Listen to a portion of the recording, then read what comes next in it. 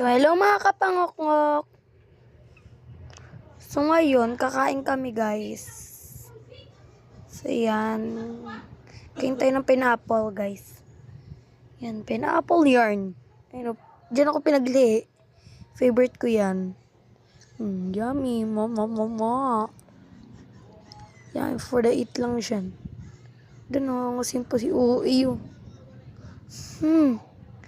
Nasa far away. Sige, eat lang ng pineapple na iyong favorite. Sige, isa pa yan. Isa pang taong yan. Yan, pagkatapos kumain niya, naghahanda na kaming kumain. Yan guys, naghahanda na kaming kumain. Yan guys. Kita niyo naman guys, kumakain pa ng pineapple ng taong yan. Kitang kita.